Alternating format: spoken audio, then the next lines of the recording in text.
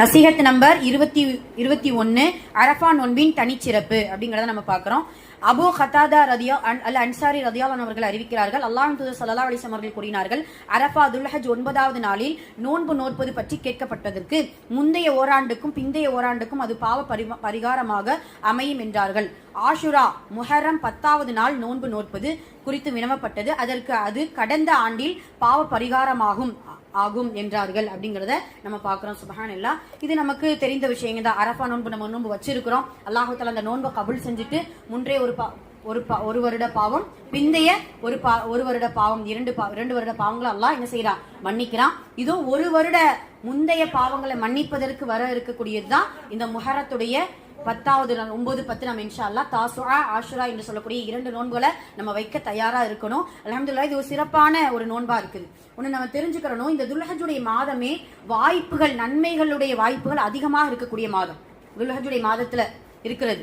என்ன அப்படின்னு சொன்னா, ஹஜ்ஜா இருக்கட்டும், குர்பானியா இருக்கட்டும், அதே போல முதல் 10 நாள் செய்யக்கூடிய அமலா இருக்கட்டும், இந்த அரஃபா நோன்பு போன அரஃபா நோன்பா இருக்கட்டும், இந்த 4 விஷயங்களும் துல்ஹஜ்ஜுடைய மாதத்துலதான் பிரத்யேகமா அல்லாஹ் கொடுக்கிறான்.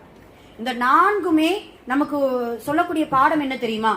பாவங்களை மன்னிப்பதற்கு அல்லாஹ் கொடுக்கக்கூடிய அற்புதமான வாய்ப்பு. யோசிச்சு பாருங்க, ஹஜ்ஜுடைய கூலி என்ன? அன்று பிறந்த பாலகர் போல. என்ன அர்த்தம்? முன்ன பாவங்கள் எல்லாமே அல்லாஹ் என்ன செஞ்சிடறான், மன்னிக்கிறான். அதே போல அடுத்து பாருங்க, குர்பானுடைய நன்மை என்ன?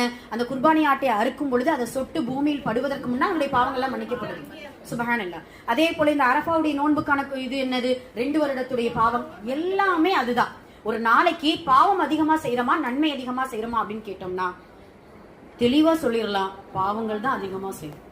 உண்மைக்குதான் நன்மைகள் அதிகமா செய்யறோம் நாம நினைச்சிட்டு இருக்கோம். அந்த நன்மைகள் எந்தது நம்ம இஹ்லாஸோடு செஞ்சிருக்கிறோம், எது அல்லாஹ்வுடைய தூதருடைய வழியில சுன்னத்தான முறையில நம்ம செஞ்சிருக்கோம், எத்தனை விஷயங்கள் இருக்கு. ஆனா பாவத்தை கேட்டுக்கோங்க, அல்லாஹ் அக்பர், அதுக்கு எந்த ஒரு சந்தேகமே இருக்காது. பாவம்னா பாவம் தான், அது பாவமா அப்படிங்கறதெல்லாம் இல்ல, அவ்வளவுதான்.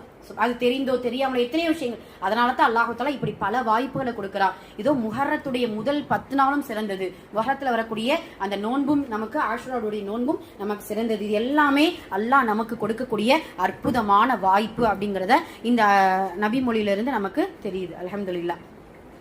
அதே போல அரஃபா நோன்புங்கிறது தனி சிறப்பு பெற்றதுதான். அரஃபா என்கின்ற அந்த வார்த்தையே தனி, இது அரஃபா என்கின்ற அந்த இடம் தனி சிறப்பு பெற்றது. அன்றைய நாள் நோன்பு நோக்கக்கூடிய நோன்பாளிகளுக்கும் அல்லாஹ் தஆலா பிரத்யேகமான நன்மைகளையும் பாவ மன்னிப்பையும் இன்ஷா அல்லாஹ் நமக்கு வழங்குவான். ஹைர்.